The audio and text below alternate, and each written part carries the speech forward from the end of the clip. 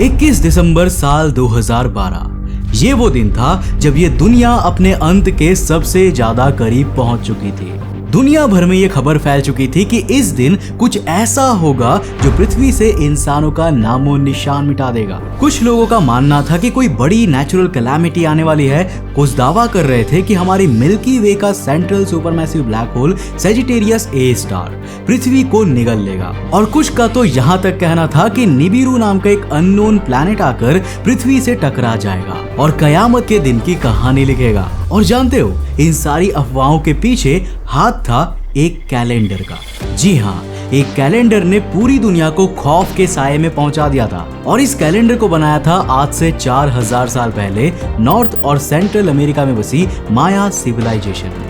Historians इस सभ्यता की शुरुआत 2000 बीसी से मानते हैं, तो वहीं माया रिकॉर्ड्स में इसे 8000 बीसी तक प्राचीन बताया गया है। Art, architecture, calendar, science, mathematics और एस्ट्रोनॉमी, इन सभी सब्जेक्ट्स में माया लोगों की नॉलेज अपने कंटेम्पररी सिविलाइजेशन से कहीं ज्यादा थी। ये सभ्यता आज के मैक्सिको, ग्वाटेमाला, बेलीज, होंडुरस और एल सल्वाडोर में फैली हुई थी।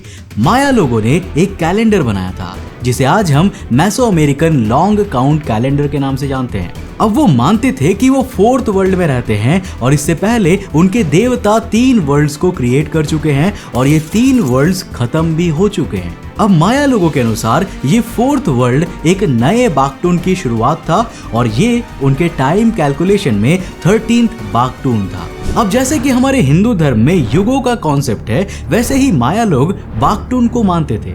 आज हम जिस ग्रेगोरियन कैलेंडर को यूज करते हैं उसके अनुसार 13th बाक्टून की शुरुआत 11 अगस्त 3114 बीसी से हुई थी।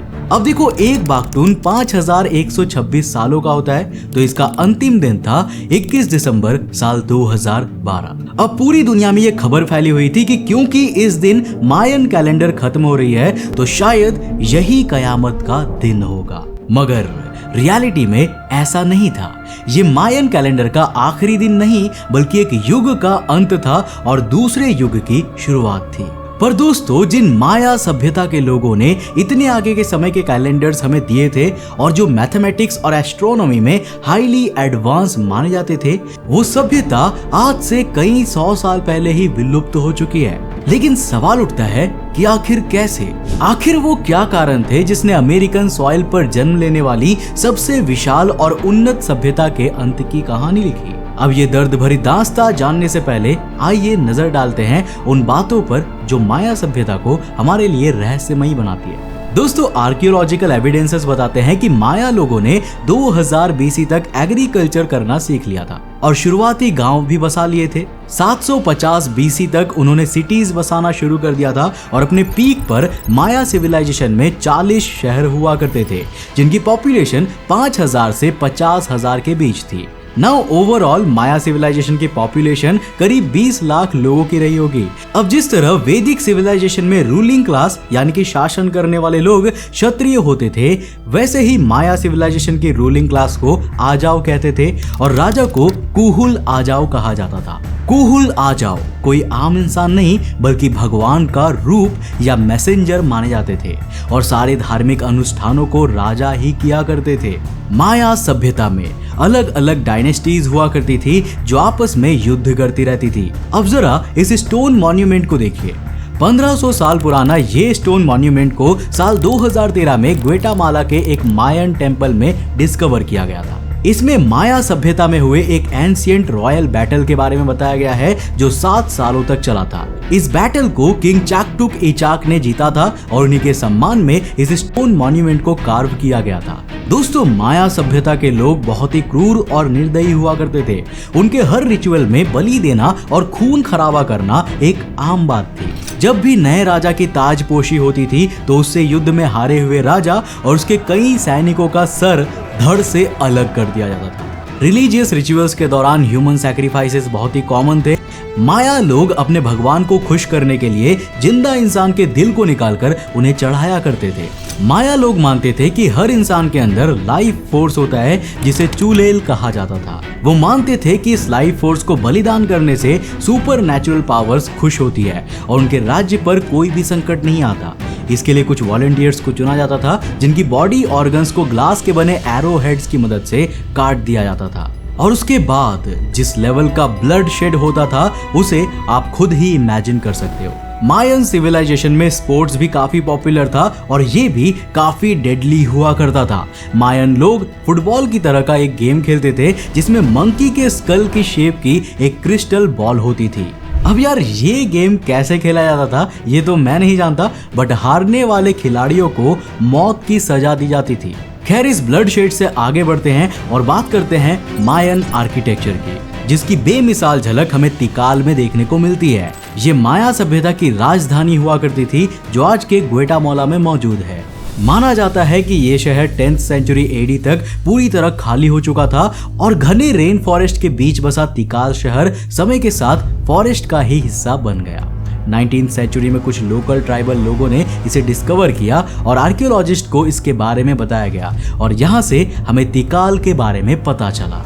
अभी शहर में कई पिरामिड्स और टेम्पल्स बने हुए हैं जिनका आर्किटेक्चर बहुत ही बेमिसाल और सरप्राइजिंग है। इजिप्ट के पिरामिड्स की तरह तिकाल के टेम्पल्स को लेकर भी यही सवाल पूछा जाता है कि आखिर माया लोगों ने इतने विशाल स्ट्रक्चर्स को कैसे बनाया होगा। अब मैं आपको बता दूं कि मायन लोग व्हील के बारे में नहीं जानते थे और ना ही उनके पास मेटल की वेपन्स हुआ करती थी। साथ ही मायन आर्किटेक्चर में हमें एस्ट्रोनॉमी की डीप नॉलेज के सबूत भी मिलते हैं। जैसे कि जरा इस टेम्पल को देखिए जिसे तिकाल टेम्पल 1 या टेम्पल ऑफ द जैगवार कहते हैं। इस मंदिर की खिड़कियों और दरवाजों को इस तरह से बनाया गया है कि ये सूरज, चांद और स्टार्स की मूवमेंट्स के साथ अलाइन करते हैं। मायंस को सोलर सिस्टम के कई प्लैनेट्स के बारे में भी पता था और वो आसमान के तारों पर नजर रखकर सीजनल चेंजेस के बारे में पता किया करते थे। अब वो लोग ऐसा इसीलिए करते थे क्योंकि माया सभ्यता एक एग्रीकल्चर बेस्ड सोसाइटी थी और उनके लिए सीजन्स की बहुत ज्यादा इंपॉर्टेंस थी। मायन लोग ये भी मानते थे कि उनके भगवान तारों से आए थे और उन्होंने ही मायंस को सारी नॉलेज दी थी। अब दोस्तों, आपने चिचेन इत्जा के बारे में जरूर सुना होगा। बहुत से लोगों को लगता है कि ये कोई पिरामिड है, पर असल में चिचेन इत्जा मैक्सिको के युकाटान स्टेट में मौजूद एक एंशिएंट मायन सिटी का नाम है और यहाँ मौजूद टेम्पल ऑफ कुकुलकान को लोग चिचेन इत्जा के नाम से जानते हैं। तिकाल और चिचेन इत्जा के अलावा कालाकमुकुल, पेलिनक्यो, तियोतिहुआकान और कोपान कुछ मेजर मायन सिटीज थे। यहाँ की दीवारें और यहाँ का आर्किटेक्चरल एक्सीलेंस तो आज भी बरकरार है, पर कोई नहीं जानता कि एक समय जिन शहरों में हजारों और लाखों की भीड़ हुआ करती थी वो अचानक से कहां गायब हो गई। जी हाँ, आपने सही सुना। हिस्टोरियंस आज भी इस सवाल का जवाब नहीं खोज सके हैं कि आखिर माया सभ्यता के अंत का सही कारण क्या था। हालांकि इसके बारे में कई थियरीज दी जाती है जो मैं एक एक करके आपके सामने रखता हूँ। दोस्तों, माया सिविलाइजेशन की अलग अलग डायनेस्टीज के बीच वॉर्स काफी कॉमन हुआ करती थी और जैसा कि मैंने आपको स्टोन मॉन्यूमेंट के एग्जाम्पल से बताया था, ये वॉर्स काफी लंबे चला करते थे। अब ऐसा हो सकता है कि कंटिन्यूअस वॉर्स के कारण डायनेस्टीज के रिसोर्सेज खत्म होने की कगार पर आ गए होंगे और मैन पावर भी काफी कम हो गई होगी। ऐसे में वो इम्पोर्टेंट एरियाज जैसे कि ट्रेड और एग्रीकल्चर पर फोकस नहीं कर पाए होंगे और उनकी इकोनॉमी तबाह हो गई होगी।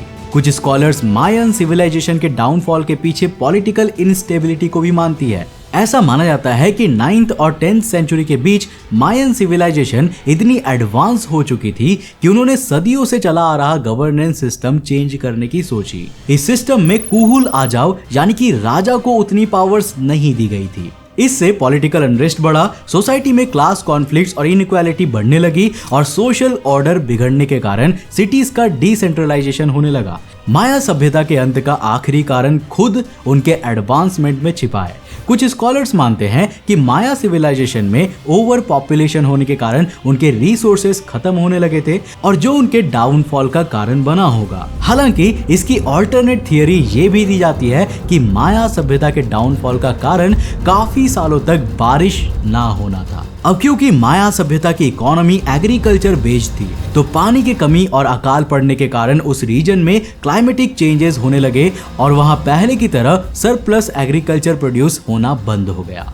इसके कारण 9th और 10th सेंचुरी के बीच माया लोगों ने अपनी ओरिजिनल लैंड को छोड़कर पलायन करना शुरू कर दिया। हालांकि दोस्तों, इस समय तक पूरी माया सभ्यता खत्म नहीं हुई थी। आखिरी माया शहर नॉजपिटेन साल 1697 तक एग्जिस्ट करती थी और अमेरिकन कॉन्टिनेंट पर स्पेनिश इन्वेजन के बाद ये खत्म हुई थी। आज भी मेसो अमेरिका के इलाके में करीब 60 लाख लोग रहते हैं जो खुद को माया लोगों के वंशज मानते हैं और आज भी कई मायन रिचुअल्स को फॉलो करते हैं। खैर, माया सभ्यता के अंत के पीछे आपको इनमें से कौन सा कारण सही लगता है, नीचे कमेंट करके जरूर बताना। दोस्तों, वीडियो पसंद आया तो लाइक करके जाना।